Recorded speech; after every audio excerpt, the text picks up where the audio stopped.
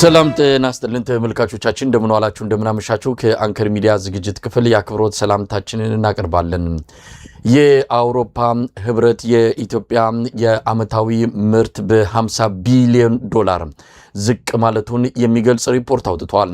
በተለይም የኢትዮጵያ ገንዘብ የመግዛት አቅሙ በአይኤምኤፍ ጫና እንዲወርድ ከተደረገ በኋላ የኢትዮጵያ አመታዊ ምርት በ50 ቢሊዮን ዶላር መውረዱን የሚገልጽ ሪፖርት ነው ያቀረበው።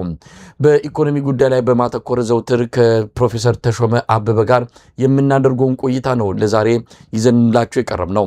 ፖለቲካውንም እንነካካለን፣ ሌሎች ጉዳዮችንም እናነሳለን። አብራችሁን በመቆየት ዝግጅታችሁን እንድትከታተሉ ግብዣችን ነው። መልካም ጊዜ።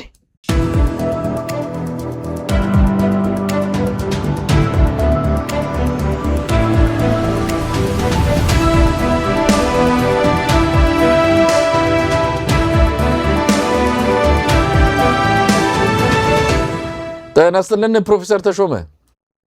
ጤና ይስጥልኝ መሳይ፣ እንደምን ሰነበት? ደህና ነህ ወይ? እንዴት ሰነበቱ? ደህና ነው ወይ ፕሮፌሰር ተሾመ?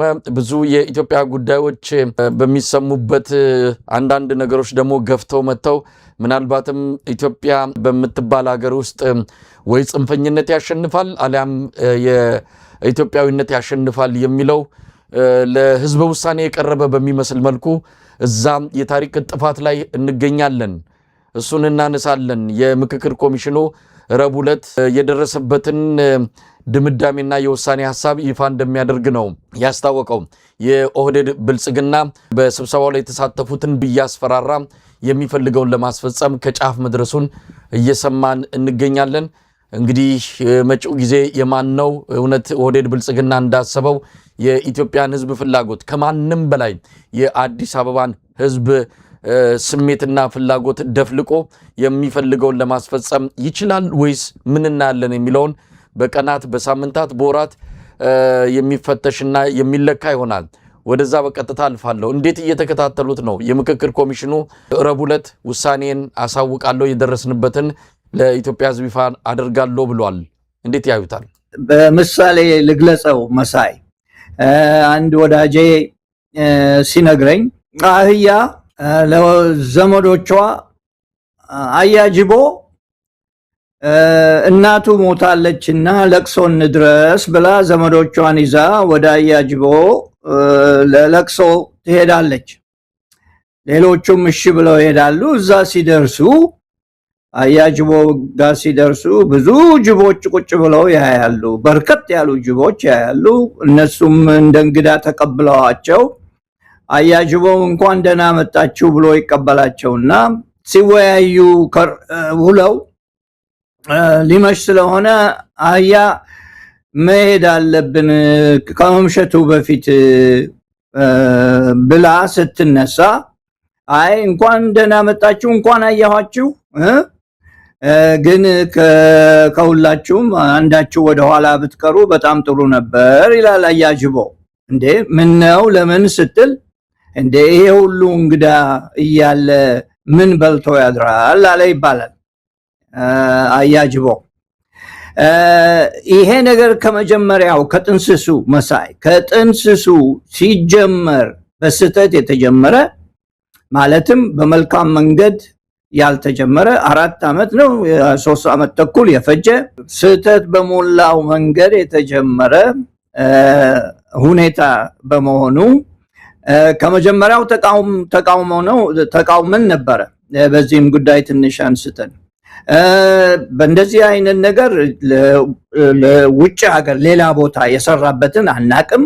ከዚያም በላይ ደግሞ ካድሬዎችን ሰብስቦ የራሱን ሰዎች ሰብስቦ የሚያወያይበት መንግስት የራሱን አጀንዳ የሚያወጣበት መንግስት ሰዎችን የሚመርጥበት ከዚያም በላይ ደግሞ በየቀኑ ውይይት ላይ ማታም ሆነ ጠዋት ሰዎች እየተገፉ ይሄንን ማሰብ የለባችሁም እየተባሉ የተሰራበት ሁኔታ ነው እና ይሄ ነገር ከመጀመሪያው ሲጀመር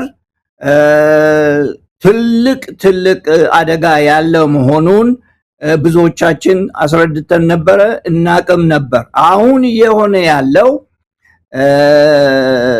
ሰዎችን ይህንን አይነት ሐሳብ ማሰብ የለባችሁም በነፃነት የማሰብ አቅማቸው እየተወሰደ እያስፈራሯቸው ወደ ድምዳሜ ለመድረስ የደረሱበት ሁኔታ ነው። አንድ ሰው ካለ ይሄ ጥሩ ውጤት ለኢትዮጵያ ያመጣል ብሎ የሚያስብ ሰው ካለ የተሳሳተ ነው፣ የተሳሳተ ሰው ነው ባይነኝ እኔ በኔ በኩል።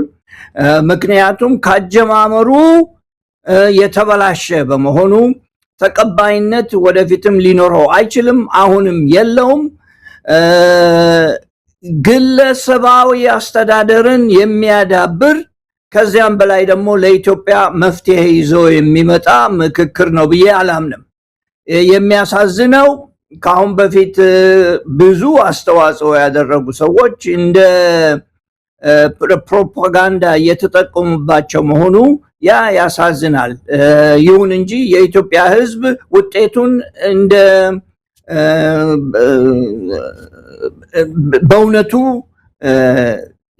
ለገጠመው ጉዳይ መፍትሄ ያቀርባል ብሎ ይቀበለዋል የሚል ሐሳብ የለኝም። መሳይ ፕሮፌሰር ተሾመ እዚህ ላይ ነገሮችን ግልጽ ማድረግ ይገባል። እነሱ ሀገር ለማፍረስ በዚህ ደረጃ ያንድን ጠባብ ቡድን ፍላጎት ለማስፈጸም ምንም ሳይሽኮረመሙ አይናቸው ሳይርገበገብ ደረታቸውን ገልብጠው መጥተዋል። እኛ ሀገር ለማዳን ይሄ በትውልድ ቅብብሎሽ የመጣን ደምና አጥንት የተገበረለትን በሺህ ዓመታት የመጣን ኢትዮጵያዊ መስተጋብር ለማዳን ግን በከፍተኛ ደረጃ የምናምንታ ሆነናል። የነሱ አይናውጣነት በእርግጥ ባንክና ታንኩን ስለያዙ ትንሽ ድምጻቸው ጎልቶ ሊሰማ ይችላል። ግን ደግሞ አብዛኛው ከፍተኛ ቁጥር ያለው ከምንም በላይ ደግሞ የኢትዮጵያ ቀጣይነትን ለመወሰን የሚያስችል አቅም ያለው ማህበረሰብ ክፍል ግን አሁን ድምጹም እየተሰማ አይደለም።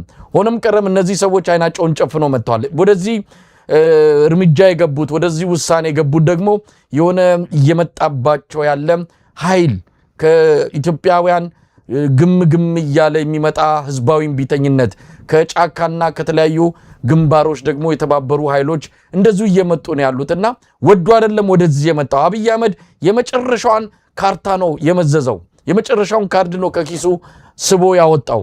ምናልባትም በዚህ ግርግር ስልጣን እድሜን አራዝማለሁ ብሎ አስቦ ከሆነ የዚህን ግለሰብ ስነልቦና አጠቃላይ አስተዳደጉ ጭምር በደንብ ሊጠና የሚገባው ጉዳይ ነው። ግን ረቡዕ ዕለት ምን ልንሰማ እንችላለን? አሁን የልብ ትርታ እያዳመጡ ነው። ህዝብ እንደተቆጣ አውቀውታል። ምናልባት ለጊዜውን ነገሩን አዳፍነው ለመሄድም የመፈለጋቸውን ጭምጭምታ እንሰማለን። ደግሞ የበጣው ይምጣ ያበጠው ይፈንዳ ብለው ደግሞ ረቡዕ ዕለት በሚወሰነው የውሳኔ ሐሳብ የኦሮሚያ ክልልን ፍላጎት የኦዴድ ብልጽግናን ፍላጎት በምክክር ኮሚሽኑ ስም ለማስፈጸም ተዘጋጅተዋል። ግን ረቡዕ ዕለት ምን ልናይ እንችላለን? የፈለጉትን በውሳኔ ሐሳብ ደረጃ የሚያመጡ እስከሆነ ከኢትዮጵያ ህዝብ ምን ይጠበቃል? ፕሮፌሰር ተሾመ ካሁን በፊት ስንነጋገር የኢኮኖሚ ብልሽነት ብቻ መሳይ የኢኮኖሚ ብልሽነት ብቻ አመጽ ያስነሳም ብለን ተነጋግረናል። ምናልባትም ትክክለኛ አነጋገር ያደረግን ይመስለኛል። አሁን ያለው ጉዳይ የሚመጣው ሬኮሜንዴሽን ወይም ደግሞ የምክክሩ ውጤት በግለሰብ ብቻ ሳይሆን በፓርቲው ተይዞ እንደ መፍትሄ እነኚህ ነገሮች ቀርበውልኛልና በዚህ መንገድ ነው የሚሄደው ብሎ የሚወስድበትን መንገድ ያስማማ ነው የሚመስለኝ። እኔ በዛ መንገድ የሚሄድበትን መንገድ ለመፍጠር የሞከረበት ሁኔታ ነው። ይሁን እንጂ ግን የኢትዮጵያ ህዝብ የተደረገውን ነገር በግልጽ ሲያይ፣ የስርዓቱን ጉዳይ በግልጽ ሲያይ፣ የምክክሩን ሁኔታ በግልጽ ሲያዳምጥ እንደሰነበተ ይገባኛል። ያንን ውጤቱን በግልጽ ሲያይ በምን አይነት ትዝብት ራሱን ለመጠበቅ አንደኛ፣ ሁለተኛ ከስርዓቱ ራሱን የሚያገልበት መንገድ የሚፈጥር ይመስለኛል። ይሄ ደግሞ በአንዳንድ ሰዎች በሚያስቡት ሁኔታ ሳይሆን በዝምታም ሊሆን ይችላል፣ ከመንግስት ጋር ባለመተባበርም ሊሆን ይችላል፣ ከዚያም በላይ ደግሞ ልዩ ልዩ ድርጊቶችን በመፈጸም ሊሆን ይችላል። ምን እንደሚያደርግ አናቅም። ምክንያቱም ሁሉም ሰው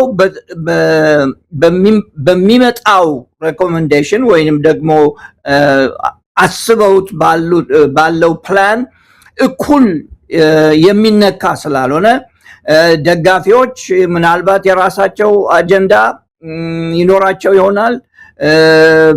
ሌሎችም ደግሞ የራሳቸው አጀንዳ እንደዚሁ ይዘው ሊመጡ ይችላሉ።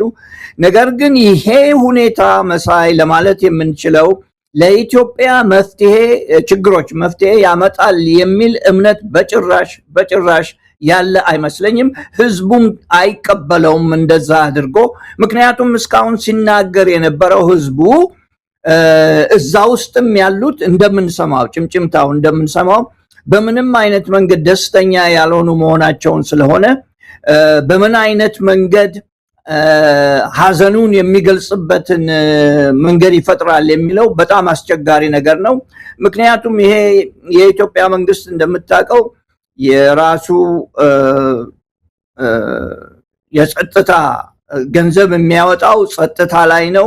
ጸጥታ ለማስከበር እያለ የሚያደርገው ብዙ ነገሮች አሉ እና የድህነት ውሳኔ ወይንም ደግሞ የድህነቱ መጠን ከዚያም በላይ ደግሞ የጸጥታ ማጣት መጠን የሙስናው መጠን የበዛ መሄዱ ከዚያም በላይ ደግሞ ምክክርን ብሎ የፈጠረበት እነኚህ ችግሮች በሙሉ አንተም እንዳልከው አንድ ላይ ስለመጡበት ነገሩን በዚህ ላይ ለማክሸፍ ለማብረድ ብሎ ያመጣው ነው።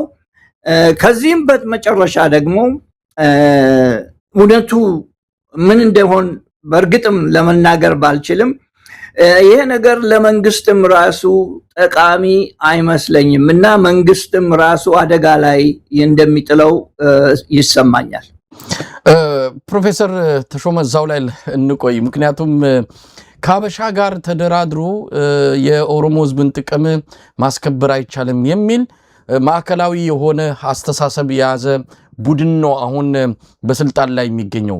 የአዲስ አበባ ዩኒቨርሲቲ ፕሬዝዳንት ዶክተር ሳሙኤል በምክክር ኮሚሽኑ ላይ የኦህዴድን አስተሳሰቦች፣ አመለካከቶችና ዓላማዎች ወደፊት እንዲገፋ ኃላፊነት ከተሰጣቸው የኦህዴድ ብልጽግና ባለስልጣናት አንዱ ነው። እሱ በቃል የተናገረው ነው። ከአበሻ ጋር ተደራድሮ የኛን ፍላጎት ማስፈጸም አይቻልም ነው። ይሄ ማዕከላዊ ገዢ ሐሳብ አድርገውት ወደፊት እየገፉ ነው። ከናንተ ጋር ተደራድረን የትኛውንም የኦሮሞ ህዝብ ጥቅም አናስከብርም ነው። የኦሮሞ ህዝብ ጥቅም ምንድነው? የኦሮሞ ህዝብ ጥያቄስ ምንድነው? ከሌላው የኢትዮጵያ ህዝብ ጥያቄ በምን ይለያል የሚለውን ነገር ገፍቶ ሲመጣ ግን ወደ ጎሪያቸው ገብተው ሌላ ነገር የሚያነሱበት ሁኔታ መከራከሪያቸው ኃይልና ጉልበት የሚጠቀሙበትን አዝማሚያ ነው እያየን ያለ ነው። ለማንኛውም የኦሮሞ ህዝብ ኃላፊነት የለበትም ወይ? በስሙ የሚነግዱ የኦሮሞ ህዝብ ጥያቄ ምንድነው? እውነት ለመናገር በአሁኑ ሰዓት ምሳ ቁርስ በልቶ ምሳውን እርግጠኛ ያልሆነ አሁን እንደምንሰማው ከሆነ በየከተማው ሽብር ተለቆበታል። የኦሮሞ ህዝብ ላይ ውጣና ተዋጋ፣ ይሄንን ስልጣንን ሊቀሙ ከሰሜን ተያይዘው እየመጡ ነው ብለው የኦሮሞን ህዝብ በከፍተኛ አፈና ውስጥ ከተውታል። ከፍተኛ ሽብር ኦሮሚያ ላይ ነግሷል። ስለዚህ የኦሮሞ ህዝብ ጥቅም ነው እነዚህ የቆሙት። እውነት ለመናገር ይህንን ነገር በደንብ ሊነገራቸው ይገባል።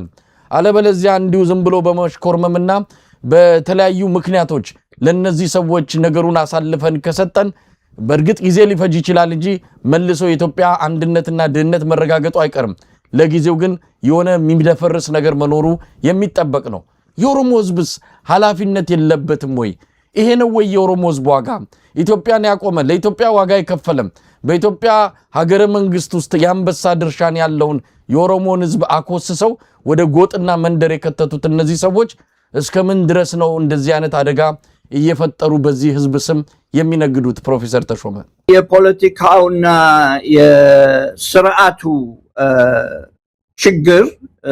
ችግር ውስጥ መግባት ከውጪ እንደምናየው ከሆነ ለመንግስትም ራሱ ጠቃሚ እንዳልሆነ ይሰማኛል። ግን የኦሮሞ ህዝብ ማየት ያለበት ድህነት በሁለት መንገድ ነው ኢኮኖሚስቶች የሚያዩት ወይንም ደግሞ የውጪ አገር ኤጀንሲዎች የሚያዩት። አንደኛው የገንዘብ ችግር ነው።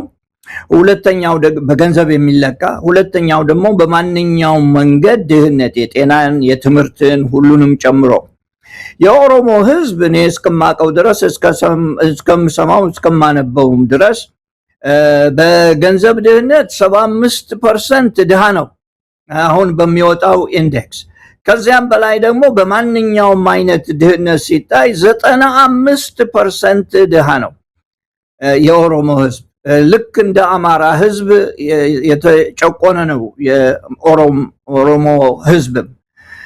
ይሁን እንጂ ግን መንግስትንን ባዮቹ መንግስት ኃይል ይዘናል ብለው ያሉት የኦሮሞን ድምጽ የኦሮሞን ህዝብ እንደ መደብ አድርገው የሚጠቀሙበት ስለሆነ ከዚያም በላይ ደግሞ ብዙ ሚሊዮነር ወይንም ደግሞ መልካም ቦታ የያዘ በኢትዮጵያ የተወሰኑ ኦሮሞዎች በመሆናቸው እነኚህን በማየት ብቻ ዝም ሊሉ ይችሉ ይሆናል፣ ወይንም ደግሞ እነሱ እንደተጠቀሙ ሊያዩ ይችሉ ይሆናል።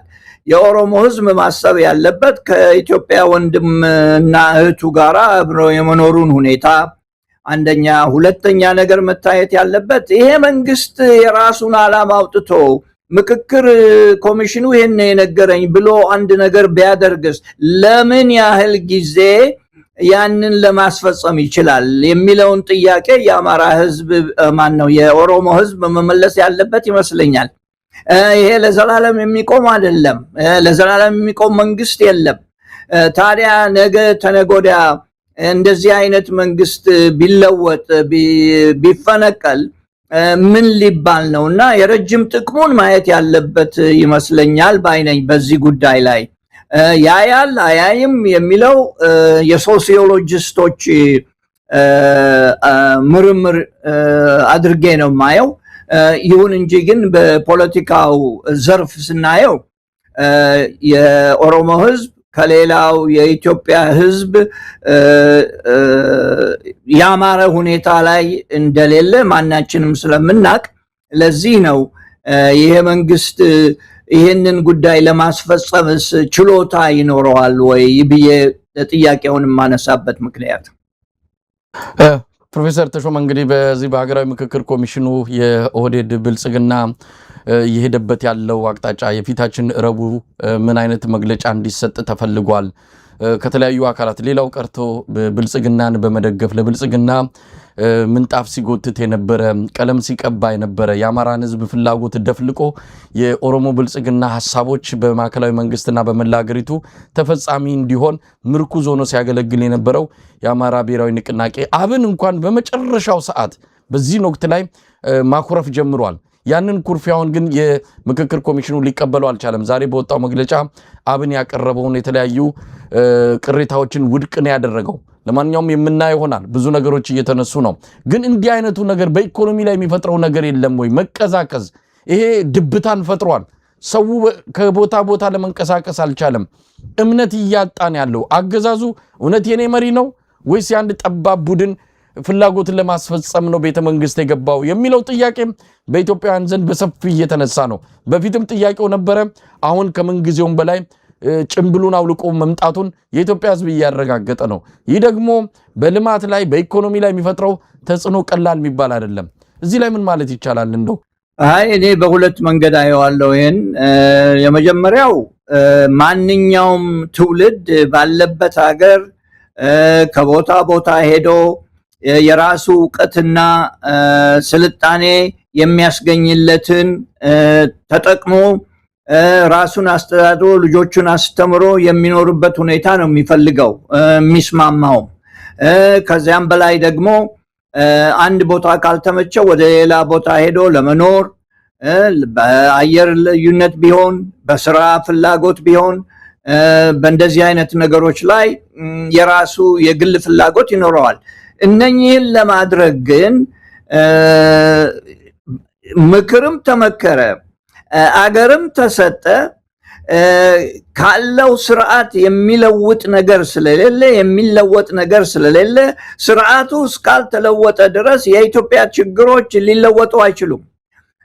ስርዓቱን ለመለወጥ ደግሞ የራስህን ኮሚቴ የራስህን ኮሚሽን ፈጥረህ አለቆቹን አንተው መርምለህ የሚወያዩትን ሰዎች አንተው ራስህ ፈልገህ አስገብተህ ከዚያም በላይ ደግሞ መልካም ቀና የሆነ ሐሳብ ያላቸውን ሰዎች ማታ ማታ እና ጠዋት ጠዋት እያስፈራራ ልጆችህን ጠብቅ፣ ልጆችህን ብታስተምር ይሻልሃል ብለህ እያልክ የምታመጣው የግል አጀንዳ ነው እንጂ የሀገር አጀንዳ አይደለም። ለዚህ ነው ከመጀመሪያው ይሄ የምክክር ጉዳይ ለኢትዮጵያ ችግሮች መፍትሄ አይደለም ብለን ስንል የነበረው። ይሄ ውጤቱ እየታየ ነው። ውጤቱም እየታየ ይሆናል በሚቀጥሉት 2-3 ቀኖች ጨርሰው ከሆኑ ማለት ነው። እና በኢትዮጵያ ኢኮኖሚ ላይ የሚያመጣው ችግር ከፍ ያለ ነው። የበለጠ ህዝቡን ይከፋፍላል፣ አለመረጋጋትን ያመጣል። በኢኮኖሚ ውስጥ መረጋጋት በጣም ትልቅ ነገር ነው። ኢንቨስትመንት ሊመጣ አይችልም። እንዳውም የኢትዮጵያ ህዝብ የበለጠ የተለያየ መሆኑን ካስረዳ በኢኮኖሚው ላይ ከፍተኛ ድካም ያመጣል ብዬ እገምታለሁኝ። ከዛም አልፎ ደግሞ በኢኮኖሚው ብቻ ሳይሆን በመንግስት አገዛዝ ላይ በራሱ ላይ ትልቅ ችግር እንደሚያመጣ ምንም ጥርጣሬ የለውም። ለምን? ሁሉም ሰው እየተረዳው ስለሚሄድ እኔ እናንተ ብቻ የምንለው ሳይሆን ተቀናቃኞች የሚሉት ብቻ ሳይሆን በግልጽ በመድረክ ላይ የአስተሳሰባቸው ግልጽ ሆኖ ስለሚታይ የበለጠ ህዝቡን እንዲሸሽ ይሄ መንግስት የኛ አይደለም ብለው እንዲያስቡ የሚያደርጋቸው ይመስለኛልና ለመንግስትም የሚጠቅመው አይመስለኝም እኔ ሳስበው መሳይ። ፕሮፌሰር ተሾመ እንግዲህ ወደ የኢኮኖሚ ጉዳዮችን ከፖለቲካው ጋር እያቆራኘን ውይይታችንን እንቀጥላለን ማለት ነው። አሁን የሚታይ ነገር አለ። የትብብር ኃይሎች የሚባሉ ተወደደም ተጠላም ተደገፉም አልተደገፉም ወደ አንድ ጥምረትና ህብረት መጥተው አገዛዙን ለመግጠም ተዘጋጅተዋል። ጭምጭምታዎችን እየሰማን ነው። ከአማራ ፋኖ ብሔራዊ ንቅናቄ አመራሮች የሚወጡ መግለጫዎችንም እንደምናየው የሆነ ነገር ከጫፍ የደረሰ ይመስላል። ስለዚህ የማይቀር ጦርነት፣ ትልቅ የሆነ ጦርነት በአንድ ግንባር አለን፣ በብዙ ግንባሮች የሚታይ አውደ ውጊያ በቅርብ ጊዜ ኢትዮጵያ ውስጥ ሊከሰት ይችላል። አብይ አህመድ ይህንንም ተገንዝቦ በጡረታ የወጡትን ጀነራሎችና የጦር መኮንኖች ጭምር ጥሪ በማድረግ ለማይቀረው ፍልሚያ እንዘጋጅ፣ አሁን ባለን ቁመና የሚመጣውን ኃይል ልንመክተው ማንችል በመሆኑ ሁላችንም ተረባርበን በሚል ብሔራዊ ውትድርና ባልታወጀ መልኩ በመላው ኢትዮጵያ ተግባራዊ ያደረገበት ወቅት ላይ እንገኛለን። እስቲ ይህንን ከኢኮኖሚው ጋር እናስተሳስረው። መጪው ጦርነት ሰፊ ነው። አንድ ክልል ላይ ብቻ የሚካሄድ አይደለም፣ ወይም በተራ በተራ የሚከናወንም አይደለም። በአንድ ጊዜ ምናልባትም በ3 ክልሎች በትግራይ በአማራና በኦሮሚያ ክልሎች ሰፊ ቀጠናን የሚሸፍን ጦርነት ልናይ እንችላለን። ይህንን ከኢኮኖሚ ጋር እናገናኘው። ምን ሊገጥመን ይችላል? አሁን ራሱ ማጥ ውስጥ ያለነው፣ ከድጡ ወጥተን ወደ ማጡ ገብተናል። የከፋው ችግር ውስጥ ወዴት ልንሄድ እንችላለን? ይሄ የሚባለው ጦርነት ከተጀመረ የመጀመሪያው ለማለት የምፈልገው ጦርነቱ ባይሆን የሁላችንም ምኞት ነው። ምክንያቱም ጦርነት ብዙ ሰዎችን ይጎዳል፣ ህይወት ያልፋል፣ የመንግስት ካዝና ይራቆታል። ከዚያም በላይ ደግሞ የወደፊት የአንድ ሀገር እጣ ፋንታን ይወስናል ጦርነት። ለምን? መሰረተ ልማቶች ይደክማሉ፣ ትምህርት አይኖርም፣ ጤና ጣቢያዎች ይበላሻሉ። ከዚያም በላይ ደግሞ ማምረት አይቻልም። ከዚያም በላይ ደግሞ ረሃብ ሊመጣ ይችላል። አልፎም ደግሞ የህዝብ ግንኙነት እየተራራቀ የሚሄድበት ሁኔታ ነው እና ጦርነት ባይኖር የሁላችንም ምኞት ነው እና ለመወሰን እኛ አቅም የለንም። ባለስልጣኖቹ በዚህ ላይ ቢያስቡበት መልካም ነው። በኢኮኖሚው ላይ የሚመጣው ችግር እንኳን ኢትዮጵያ መሳይ እንኳን እንደ ኢትዮጵያ ያለ ሀገር እንደ አሜሪካም ያለ ሀገር ጦርነትን አይችልም፣ ለብዙ ጊዜ መምራት አይችልም። ጦርነት ያደህያል፣ አንድን ሀገር ጨርሶ ሊያፈራርስም ይችላል ጦርነቱ የበዛ የሚቀጥል ከሆነ። ከዚያም በላይ ደግሞ ጦርነት አንድ ጊዜ ከጀመርክ በኋላ ለማቆም በጣም ችግር ነው፣ በጣም ይቸግራል። ምክንያቱም የምታቆሙበት ዘዴና ፍላጎት ከሁሉም በኩል ሲኖር ብቻ ነው ጦርነት መቆም የሚችለው እና መጨረሻው ያው በመነጋገር ሊሆን ይችላል ማለት ነው። ይሁን እንጂ ግን መሰረተ ልማቶችን የሚያበላሽ በ2020 የነበረው ጦርነት ትግራይ ውስጥ ትግራይና አማራ ውስጥ ያደረገውን የተፈጸመውን ችግር እያየን ነው። እስካሁን ድረስ ተመልሶ የተገነባ አንድም ነገር የለም። በድህነት ማስረጃ ሳየው በየክልሉ ምን ያህል ድህነት በኢትዮጵያ ውስጥ አለ ብዬ ነገሮችን ሳይ በትግራይ ውስጥ ቁጥር ለመስጠትም አይቻልም። ቁጥር የለሽ ተብሎ ነው የተቀመጠ። እንዳውም ለምን የወደመው የልማት ስራዎች፣ የጤና ጣቢያዎች፣ ልዩ ልዩ የግል ስራዎች በሙሉ ወድመዋል። ጦርነት ያንን ነው የሚያደርገው።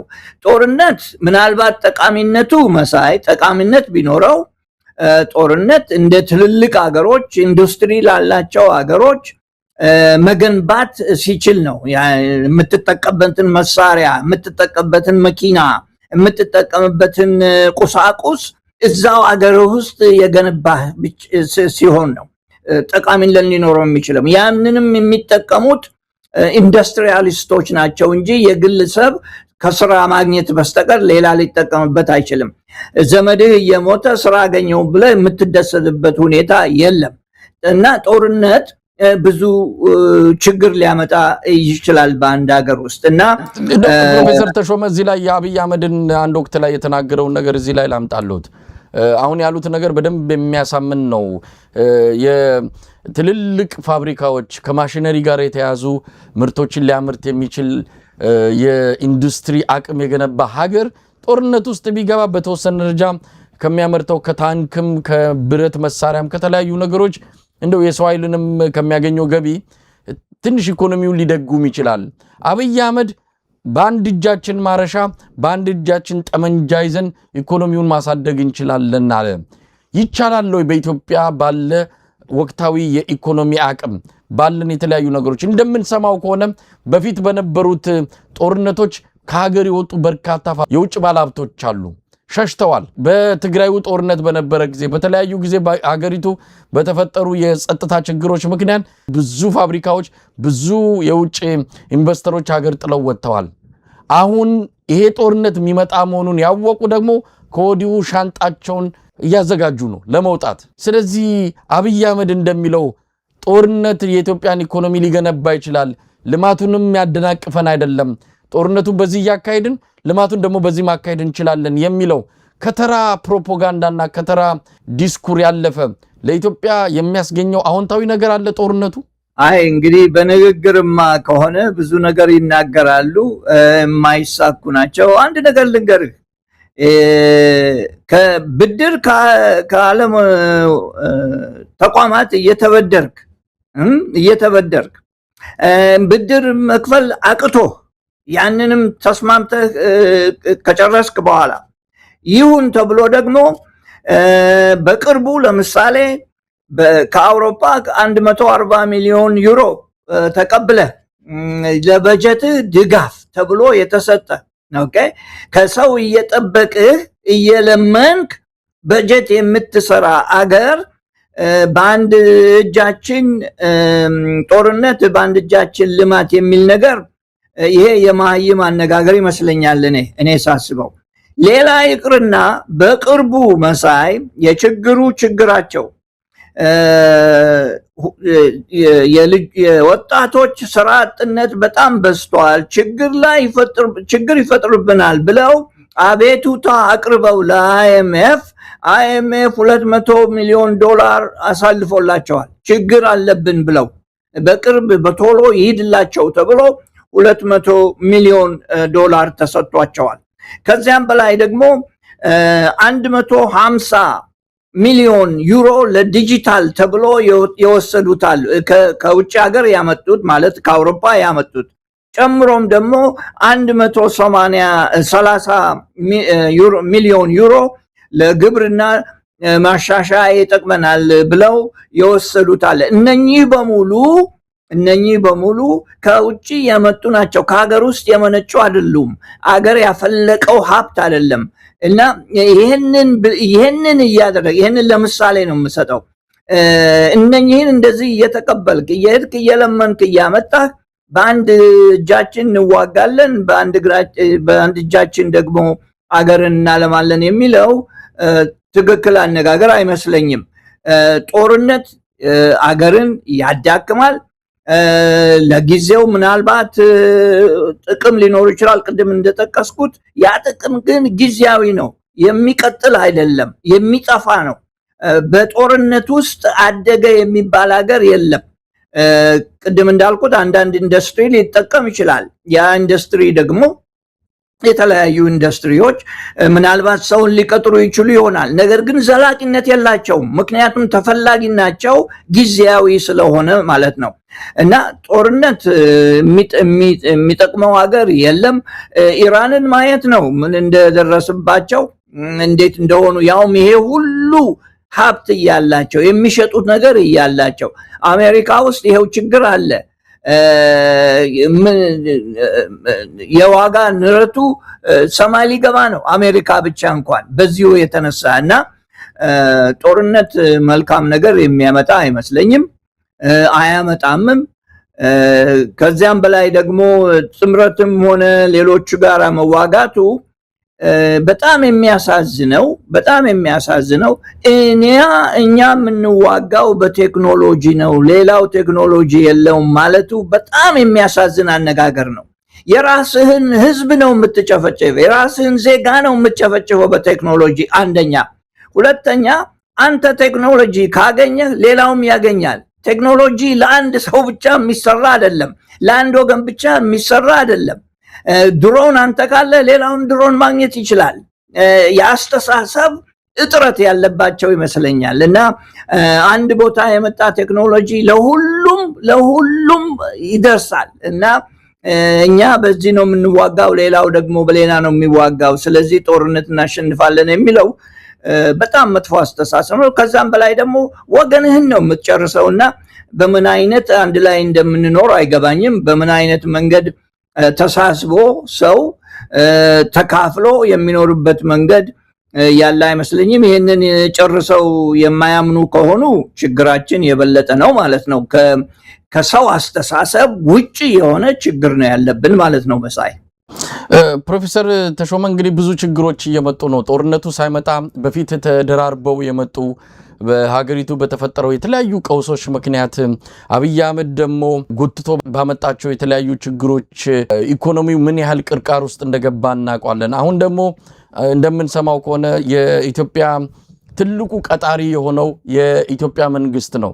ያ የኢትዮጵያ መንግስት የሚባለው 70% የሰራተኛ ኃይሉን ከስራ ውጪ ሊያደርግ እንደሚችል እየተነገረ ነው። ምናልባት ፐርሰንቱ ከፍ ሊል ዝቅ ሊል ይችላል። ያ አይደለም ትልቁ ነገር፣ ከፍተኛ ቁጥር ያለው የስራ ኃይል ሊቀንስ እንደሚችል እየተነገረ ነው። ብዙ የታክስ አይነቶች፣ ብዙ የግብር አይነቶች ደግሞ ወደፊት እየመጡ ነው። መጪው ጊዜ የበለጠ የከፋ ነው። የኢትዮጵያ ሕዝብ በብዙ ነገር ሊጎዳ የሚችልበት፣ ሰራተኛው ክፍል ከስራ ውጪ የሚሆንበት፣ ነጋዴው ግብር መክፈል አቅቶት ከጫውታ የሚወጣበት ጊዜ እየመጣ ነው። ስለዚህ ከትላንት ይልቅ ከዛሬ ይልቅ ነገ ያስፈራል የሚሉ ወገኖች አሉ። ብዙ ነጋዴዎች፣ ብዙ ባለሀብቶች ግብር መክፈል አቅቷቸው ጎረቤት ሀገራትና በዱባይ እንደዚሁ መሽገው ነው ያሉት። የሆነ ነገር ምናልባት የተሻለ ጊዜ ከመጣ ብለው ግብር መክፈል አልቻልንም ብለው ሸሽተዋል። አሁን ደግሞ ጦርነቱ ከመጣ በእንቅርት ላይ ጆሮ ደግፍ ነው። ቀደም ሲል እንዳልኩት ከድጡ ወደ ማጡ ነው። ምን ልናይ እንችላለን? እንደው መተንበይ የሚቻል ከሆነ እነዚህ ነገሮች ሊከሰቱ ይችላሉ። ሰሜን ኢትዮጵያ አብዛኛው ከአዲስ አበባ በላይ ወደ ሰሜን ያለው ክፍል በጦርነት ውስጥ ሊሰነብት ይችላል። ምናልባት ገፍቶ ከመጣም እስከ አዲስ አበባ ዘልቆ አንድ ለውጥ ልናይ እንችላለን። ግን ኢኮኖሚ ይኖራል፣ ምንጊዜም ይኖራል። ኢኮኖሚ መጥፎ ኢኮኖሚ ነው ወይም ጥሩ ኢኮኖሚ ነው እንጂ ኢኮኖሚ ምንጊዜም ይኖራል። ጥሩ ኢኮኖሚ ግን ሊኖር አይችልም። ወደኋላ ልውሰድህ ትንሽ መሳይ፣ በጣም ጥሩ ጥያቄ ነው ያነሳኸው። ትልቅ አስተሳሰብ የሚፈልግ ነው። ያለፈው መንግስት፣ የኢትዮጵያ መንግስት ማለትም ኢህአደግ በነበረ ጊዜ ኢህአደግ በጀቱን የሚጠቀምበት በአብዛኛው ተደጋጋሚ ወይንም ደግሞ ለተደጋጋሚ ወጪዎች ሳይሆን ካፒታል ለጉድስ የሚባሉትን ለመስራት ነው። ለምሳሌ ትምህርት ቤቶች፣ የጤና ጣቢያዎች፣ መንገዶች፣ ድልድዮች እንደ ህዳሴ የሆኑ ያሉትን ግድቦች እንደዛ አይነት ነገር ላይ ነው ሲያጠፋ የነበረው ገንዘብ። ሁሉንም በትክክል ባያጠፋም እዛ ላይ ነው ያጠፋው። አሁን ግን ያለው ኢኮኖሚ የአብይ ኢኮኖሚ ተደጋጋሚ ወጪዎች ላይ ያተኮረ ነው። ተደጋጋሚ ወጪዎች ምንድናቸው? ደሞዞች፣ የአስተዳዳሪዎች መክፈል፣ የጸጥታ ገንዘብ በጸጥታ ላይ ማፍሰስ ወይንም ደግሞ በኢትዮጵያ ሁኔታ የዕዳን መክፈል ያሉ ነገሮች ላይ ነው ብዙ በጀት እየተጨመረ ያለ። ይሄ በአንድ በኩል ይያዝ። በሁለተኛ በኩል የወደፊት ኢኮኖሚ ጦርነቱን ሌሎችን መጥፎች ነገር እንተዋቸው። የወደፊት ኢኮኖሚ ይለማል አይለማም፣ ኢኮኖሚው ያድጋል ጥሩ ይሆናል አይሆንም የሚባለው በሁለት መንገድ መታየት አለበት። ሁለት ምልክቶች አሉ። አንደኛው የተጠራቀመ ሀብት ነው ወይንም ሴቪንግስ ይባላል፣ የተጠራቀመ ሀብት። ሁለተኛ የተጠራቀመ ሀብት ኢንቨስትድ ይሆናል። ሁለተኛው ኢንቨስትመንት ነው ማለት ነው። ማስረጃ ልስጥህ። በ2018 የኢትዮጵያ የተከማቸ ሀብት ኢትዮጵያኖች በግልም ሆነ በመንግስት በግሮስ ዶሜስቲክ ፕሮዳክት በትልቁ ምርት ሲታይ 30% ነበር በ2018። በአብይ አገዛዝ ከ2018 እስከ 2025 ያ ወደ 20% ወደ ታች ወርዷል። አየህ፣ በ10% ቀንሰዋል። ይህ ቅናሽ ማለት ወደፊት ኢንቨስት ለማድረግ አገርን ለማሻሻል ከፈለግ ኦልሬዲ ችግር ውስጥ ገብተሃል ማለት ነው። የለህም ማለት ነው። ከውጪ የበለጠ ትበደራለህ ወይንም ደግሞ አገሪቷ ያለችበት ላይ ነው የምትንሳፈፈው ማለት ነው። በሁለተኛው ደግሞ ስናይ ይሄ ኢንቨስትመንት የሚባለው በአገር ውስጥ የሚደረገው ኢንቨስትመንት በ2018 35% ነበረ። በአብይ አገዛዝ በአብይ ዘመኖች ያ ወደ 20% ወደ ታች ወርዷል። በ15% ቀንሷል። እነኚህ ሁለቱ ማንኛውም ኢኮኖሚስት ብትጠይቅ እነኚህ ሁለቱ ምልክቶች ናቸው፣ የወደፊት ምልክቶች ናቸው። ምልክቶቹ የምን ምልክት? አገር ያድጋል፣ ኢኮኖሚው ጥሩ ይሆናል ወይንም አይሆንም የሚለውን ወሳኝ አመልካቾች ናቸው። አየህ፣ በኢኮኖሚ ውስጥ ያላስቀመጥከውን ኢንቨስት ማድረግ አትችልም። አየህ፣ አንድ ብር ባንክ አድርገህ ካስቀመጥ ያችን ብር ነው ኢንቨስት የሚያደርግ። አንተ ታረጋታለህ ወይ ሌላ ሰው ተበድሮ ነው የሚያረጋት? በኢኮኖሚ ውስጥ ሲታይ በጠቅላላው ሲታይ እና የተከማቸ ሀብት በ10% ወደ ታች መውረዱ በዚህ አገዛዝ፣ ኢንቨስትመንት ደግሞ ውስጥ ያለው ኢንቨስትመንት በ15% ወደ ታች መውረዱ በዚህ አገዛዝ በዚህ አገዛዝ ዘመን ትልቅ ችግር ይዞ እንደሚመጣ ምንም ጥርጣሬ የለውም። ይሄንን ከጦርነት ጋር ስትደባልቀው ጦርነት ከሚያመጣው ጉድለትና ችግር ጋር ስታጋጥመው የኢትዮጵያ ኢኮኖሚ ከባድ ችግር ውስጥ እንደሚገባ የሚያስረዱ እነኚህ ታላላቅ ምልክቶች ናቸው ባይ ነኝ። ፕሮፌሰር ተሾመ እንግዲህ በመግቢያ ላይ ወደ አነሳሁት አንድ መረጃ ልምጣና በሱ ላይ ደግሞ የእርሱን አስተያየት እንስማ። የአውሮፓ ህብረት አንድ መረጃ ወጥቷል። በአዲስ አበባ በነበራቸው ቆይታ የተለያዩ መረጃዎችን ሲያወጡ የነበሩት የህብረቱ ባለስልጣናት በጉዳዩ ላይ የተናገሩት ነገር አለ። 50 ቢሊዮን የአሜሪካን ዶላር ኢትዮጵያ ከዓመታዊ ምርቷ ዝቅ ማለቱን ወይም ደግሞ መውረዱን ገልጿል። ይህ ደግሞ ከብር የመግዛት አቅም እንዲወርድ መደረጉ ጋር ተያይዞ የመጣ እንደሆነ ተጠቅሷል። እስቲ ስለዚህ ጉዳይ የእርሶ ኢኮኖሚያዊ እይታ ምን ሊመስል ይችላል? 50 ቢሊዮን ዶላር በጣም ግሩም የሆነ ጥያቄ ነው። ለማብራራት እሞክራለሁ። ትንሽ ጥንቃቄ ያስፈልጋል በኔ በኩል፣ ምክንያቱም ይሄን ለማስረዳት ትንሽ ከበድ ስለሚል ግን እሞክራለሁኝ። በኖሚናል ይባላል ወይንም በተመሳሳይ ዋጋ እንደማለት ያህል ነው። 50 ቢሊዮን ወደ ታች መውረዱ ግልጽ ነው፣ ታይቷል።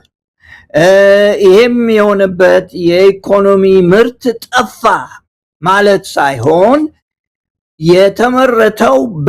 የተመረተው የኢትዮጵያ ውስጥ ኢትዮጵያ ያመረተችው በጠቅላላው በዶላር ሲታይ ማለት ነው። በዶላር ሲታይ ወደ ታች ወርዷል ማለት ነው።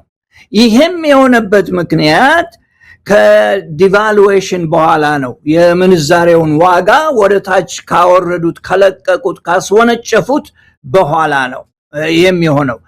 አሁን እንግዲህ ማስረዳት ያለብን ምንድነው? ኢትዮጵያውያኖች እውነትም በዶላር አይደለም የምንገበያየው በብር ነው። አገራችን ውስጥ ማለት ነው። ከውጭ ሰዎች ጋር ግን ስንገበያይ በዶላር ነው የምንገበያየው። ይሄ ማለት ምንድነው? እነሱ በፊት የነበረው ምርታማነት በቁጥር ከፍ ያለው አሁን ከእንትኑ በኋላ ከምንዛሬው ቅነሳ በኋላ ሲታይ በጣም ወርዷል ማለት ነው። ለምሳሌ ልስጥህ። በ2024 የኢትዮጵያ ጠቅላላ ምርቷ 150 ቢሊዮን ዶላር ገደማ ነበረ። ይሄ ቀንሶ ወደ 125 ሆኗል። አሁን ለምንድን ነው ይሄ የሆነበት ምክንያት ኢትዮጵያኖች ብዙ ቲማቲም አያበቅሉም፣ ኢትዮጵያኖች ብዙ ቡና አያበቅሉም፣ ኢትዮጵያኖች ብዙ ወርቅ አይሸጡም ማለት ሳይሆን እነዛ የሚያመርቷቸው ነገሮች በዶላር ምንም ያህል አያስገኙም ማለት ነው። እና ወደ 50 ቢሊዮን ያህል ቅናሽ በዚህ ታይቷል። ትክክል ነው ያልከው፣ በጣም ትክክል ነው። ነገር ግን ይሄም የሆነው በዲቫሉዌሽን ወይንም ደግሞ የምንዛሬውን ዋጋ ካከሰርነው በኋላ ነው። ኢትዮጵያ ውስጥ የሚመረተው ምርት በብር ሲታይ እየታፈሰ ነው ብር ለማለት ይቻላል። ወደ ዶላር ስትለውጠው ግን ዋጋ የለውም እንደማለት ነው። እንትኑን ልንገርህ፣ አንተ አሁን የፈለግከው ወይንም ያመጣኸው ጥያቄ ይሄ ያመጣው ችግር ምንድነው የሚለው ነው። ይሄ ያመጣው ችግር በብዙ መንገድ ልግለጽ እና ላስረዳ ለአድማጮቻችን። አንደኛ የኢትዮጵያን ደረጃ በዓለም ላይ ይቀንሳል። ምክንያቱም የምርቱ ብዛት በዶላር ሲታይ የወረደ ስለሆነ ይቀንሳል። በኢንቨስትመንተሮች ላይ ትልቅ ችግር ይፈጥራል። ኢንቨስተሮች ወደ ኢትዮጵያ እንዳይመጡ ያደርጋል። ከዚያም በላይ ደግሞ 50 ቢሊዮን ዶላር ጠፋ ማለት ሳይሆን የብድር ክፍያን እና ዕዳውን የምንከፍለውን ዕዳ ይቀያይረዋል። ይቀያይረዋል። ያችን ያለችብህን ዕዳ ለመክፈል አንተ ብዙ ብር መሰብሰብ አለብህ። ብዙ ከልክ ያለፈ ብር መሰብሰብ አለብህ ማለት ነው። እና ዕዳህን ይለውጠዋል ማለት ነው። የምንገበያየው ቅድም እንዳልኩት በብር ስለሆነ ብዙ ብር መሰብሰብ አለብህ። ለካ መንግስት አሁን ሰውን እየጨመቀ ታክስ ክፈል የሚለው ብር ለመሰብሰብ ዕዳውን መክፈል ስላቃተው ነው ማለት ነው። የሚገናኘው እዛ ላይ ነው። እንግዲህ የሚገናኘው እዛ ላይ ነው። አሁን ታክሱን በየቦታው ክፈሉ፣ አምጡ ከሀገር እንዳልከው ከሀገር እስኪወጡ ድረስ። ስለዚህ የታክስ አሰባሰብን ይቀይረዋል ይሄ ጉዳይ እና ቀይሮታል ኢትዮጵያ ውስጥም። ከዚያም በላይ ደግሞ የግል ገበያተኞችን ይጎዳል። ምክንያቱም የግል ገበያተኞች ቲማቲም ለመግዛት ብዙ ብር ይዘው መሄድ አለባቸው። የሚያመርቱት ቲማቲም ደግሞ ብዙ ዶላር አያመጣም። ስለዚህ ችግሩ እነሱ አንገት ላይ ወይንም ትከሻ ላይ ወደቀ ማለት ነው። ከዛም በላይ ደግሞ የዋጋ ንረት ያመጣል። ኢትዮጵያ ውስጥ የዋጋ ንረት ይዞ ከተፍ ብሏል እንደምታውቀው። ስለዚህ ጉዳይ በብዙ ጊዜ ተነጋግረናል። ያልተመጣጠነ ምርታማነትን በአገር ውስጥ ያመጣል። እንደዚህ አይነት ችግር የፎረን ኤክስቼንጅ ወይንም ደግሞ የምንዛሬ ችግርን ይፈጥራል።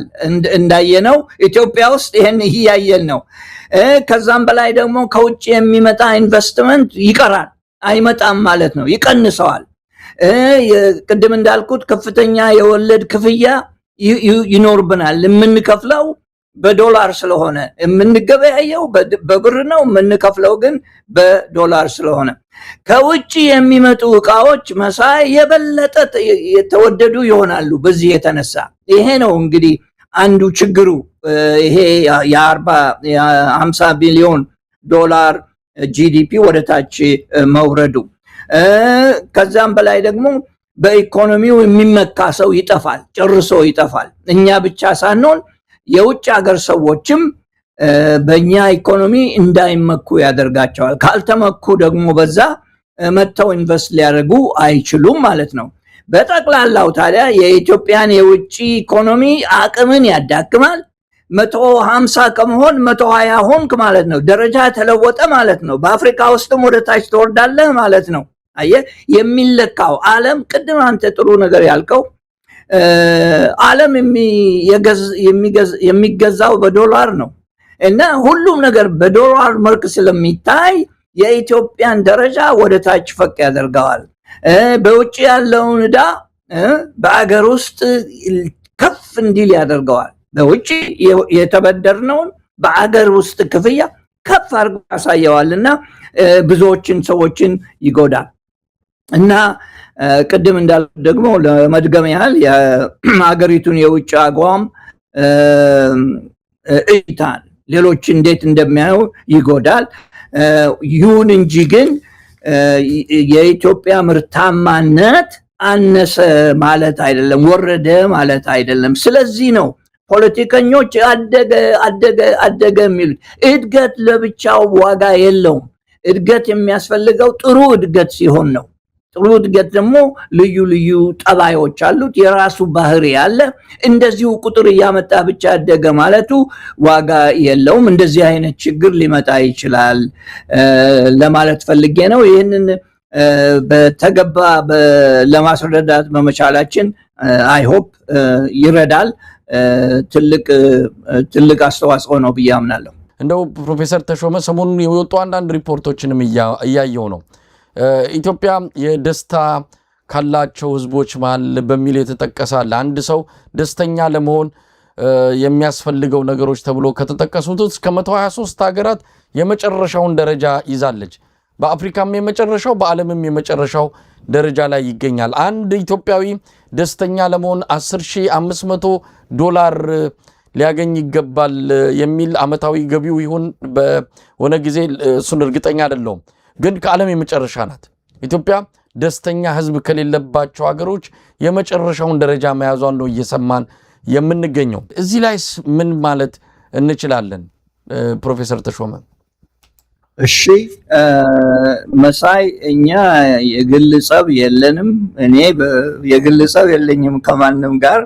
አንዳንድ ጊዜ ግን ከማስረጃዎች ጋር ጸብ አለኝ። የምንነጋገረው በማስረጃ የተነሳ ነው። የምንጠቀመውም መልካም ማስረጃ ነው። ግን ማስረጃው ደግሞ የተዛባ ሲሆን ቻሌንጅ እናደርጋለን። ይሄ መብታችን ነው፣ ማድረግም አለብን። አድማጮቻችንም የሚጠብቁት ነገር ነው፣ አስፈላጊ ነው፣ ለመተማመን ይረዳል። ኢትዮጵያ ውስጥ መተማመን የለም እንደምታውቀው። አንድ ጊዜ ቀጣፊ ከሆንክ ሁልጊዜም ቀጣፊ ነህ ይባላል እዚህ ሀገር እና ያ ከሆነ በኋላ የሚታመን ስላልሆነ አንተ የምታደርገው ፕሮግራም እና ልዩ ልዩ ሰዎች እያመጣ በየጊዜው በማስረጃ የምታስቀምጠው ትልቅ አስተዋጽኦ ነው። ይሄ በቀላሉ መታየት የለበትም። አለበዚያ ሁላችንም እንደነቆሮ አብረን ነው የምንሄደው ማለት ነው እና እሱ ተገቢ አይደለም። ወደ አንድ ቦታ ልውሰድ፣ የደስታን ጉዳይ። በጣም ደስተኛ ከሆኑ ሀገሮች ውስጥ ስካንዲኔቪያን ሀገሮች ደስተኛ ናቸው ይባላል። አሁን አንተ የጠቀስከውን አላየሁትም፣ ግን ይህንን እከታተላለሁኝ። በጣም ደስተኞች ናቸው። የፖሊሲ ስራቸው በህዝብ ላይ ያተኮረ ስለሆነ አቀማመጣቸው፣ ሁኔታቸው በጣም ደስተኛ ሰዎች ናቸው ብሎ ይገመታል። ኢትዮጵያ ውስጥ በምንድነው ልንደሰት የምንችለው? ፖለቲካው የተበላሸ ነው። አየር ሁኔታችን የተበላሸ ነው። ወጥተህ መግባት የማትችልበት በአዲስ አበባ ብቻ ሄደው መተው ከዚህም ሀገር ቢሆን እንዳው ፎቶግራፍ አንስተው አዲስ አበባን ያላያችሁ ይላሉ። አንድ ማስረጃ ልስጣቸው ለነሱም ለሁላችንም ይጠቅማል ብዬ። ሁለት መንገዶች አሉ መሳይ ደስታን የሚጨምሩ ወይንም ደግሞ ለደስታ መንገድ የሚከፍቱ።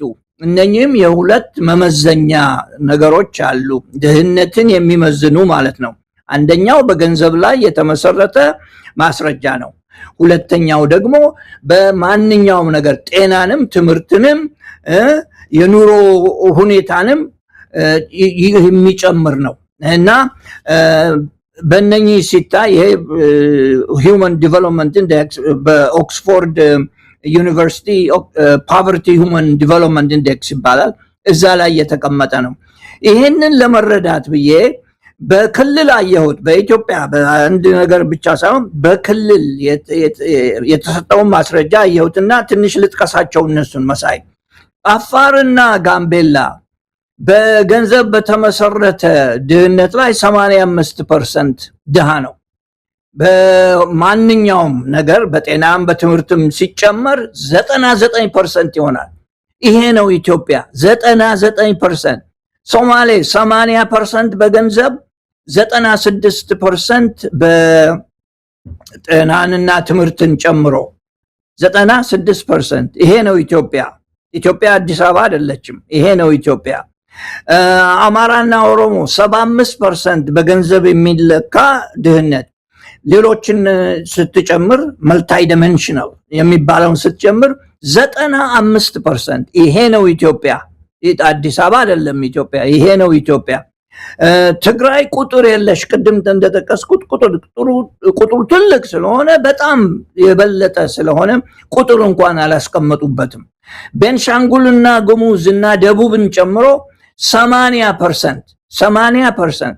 እነኚህ ሰዎች ደስተኛ ናቸው ለማለት ይቻላል? በጠባያቸው እግዚአብሔር በሰጣቸው አቅም እና ሁኔታ ይደሰቱ እንጂ በኢኮኖሚ ፖሊሲ፣ በፖለቲካል ፖሊሲ፣ በሶሻል ፖሊሲ፣ በማህበራዊ ፖሊሲ እንዴት ሊደሰቱ ይችላሉ? አዲስ አበባ የመጣን እንደሆነ አየህ፣ ይሄ ነው ብዙ ሰው የሚያየው። ብዙዎቹ የሚኖሩት እዛ ስለሆነ ገብተውም በአውሮፕላን ሄደው በአውሮፕላን የሚወጡት ስዕልና ቪዲዮ አንስተው የሚመጡት እዛው ስለሆነ በገንዘብ ላይ በተመሰረተ ድህነት 15%። አየህ፣ በሁሉንም በጨመረ ሁኔታ ሲታይ ትምህርትን፣ ጤናን፣ መንገድን፣ መዝናኛን በተመለከተ መንገድ 20% ድህነት አለ። እነኚህ ናቸው ልዩነቶቹ በኢትዮጵያና በኢትዮጵያ ህዝብና በከተማ ህዝብ መካከል ያለው ልዩነቱ። ፈጣሪዎች ምክንያቶች አሉ። አንደኛ በጸጥታ ቀውስና በመሰረተ ልማቶች ብልሽት ድህነት አለ። ውጪ የሚኖሩት ከተማ ውጪ የሚኖሩት የዚህ አይነት ደስታ ሊኖራቸው አይችልም፣ በጭራሽ ሊኖራቸው አይችልም። ሁለተኛ በአየር ሁኔታና የአርብቶ አደሮች ችግሮች በጣም የተስፋፉ ናቸው። እነሱ ደስተኛ ሊሆኑ አይችሉም። በሶስተኛ መንገድ የኔትወርክ ችግር አለ። ኔትወርክ ማለትም ስል የግንኙነት ጉዳይ ችግር አለ። የግንኙነት ችግሮች አሉ። የገበያ ችግር አለ። የመንገድ ችግር አለ።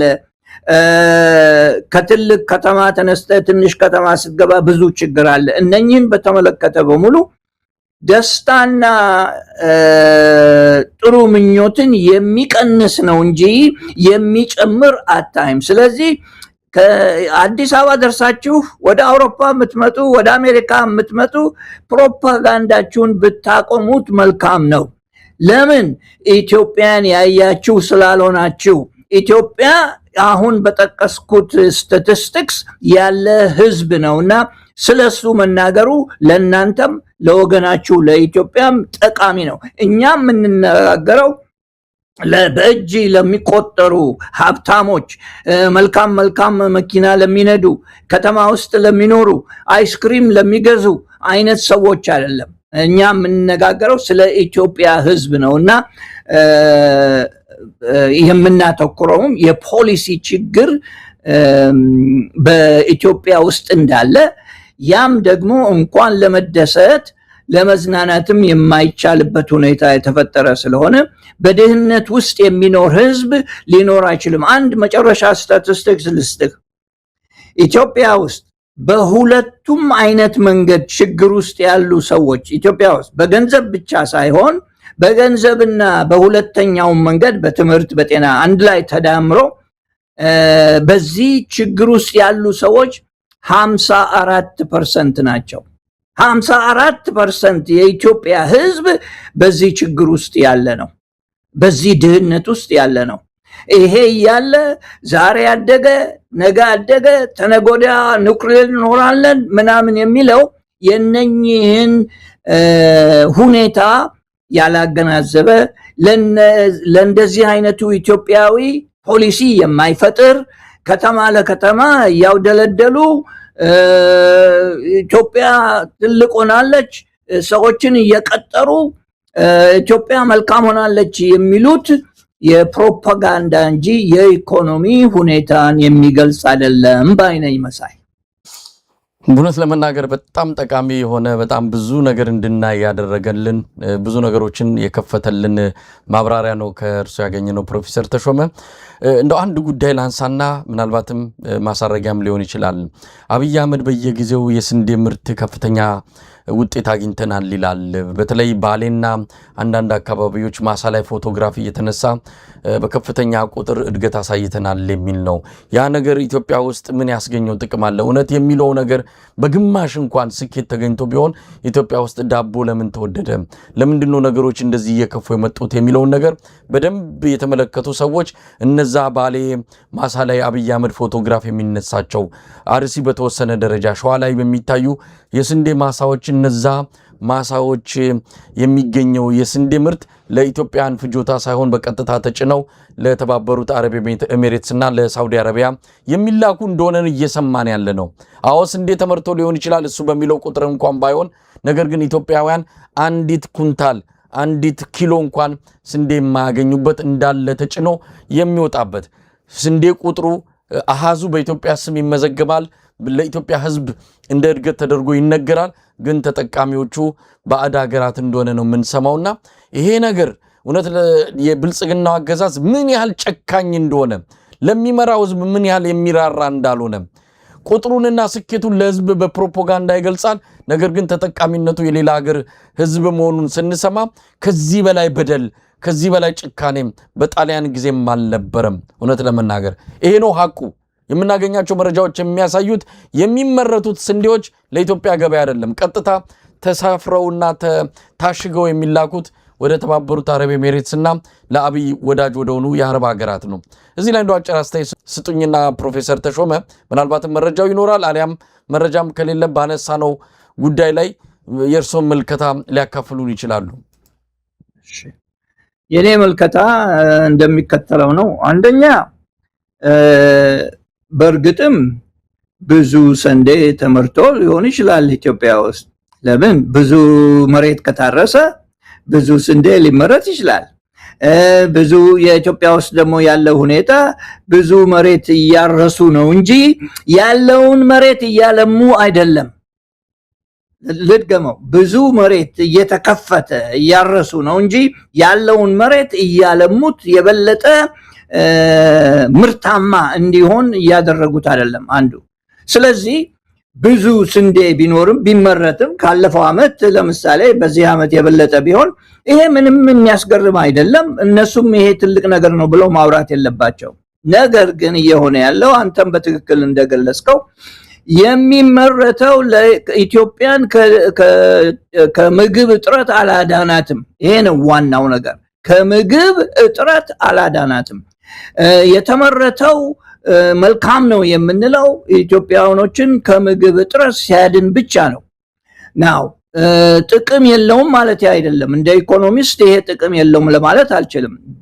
ስንዴው በቅሎ ወደ ውጭ ሀገር ተሽጦ ገንዘብ ካመጣ ጥቅም አለው ማለት ነው። ያ ገንዘብ ሲመጣ ግን ድሮን የምትገዛበት ከሆነ ወታደር ደሞዝ የምትከፍልበት ከሆነ ሚሊዮን ወታደር ካለ 2 ሚሊዮን ወታደር ካለ በደሞዝ ጨረስከው ማለት ነው። ታንክ የምትገዛበት ከሆነ እነኚህም ታንኮችና ድሮኖች ደግሞ የገዛ ዜጎችህን የምጨፈጭፍበት ከሆነ ስንዴ ባይበቅል ይቅር ለማን ነው የሚሆነው? ባይሸጥ ይቅር። እና ይሄ ነው የኢትዮጵያ ሁኔታ ያለው። አንድ ነገር ልጨምር መሳይ፣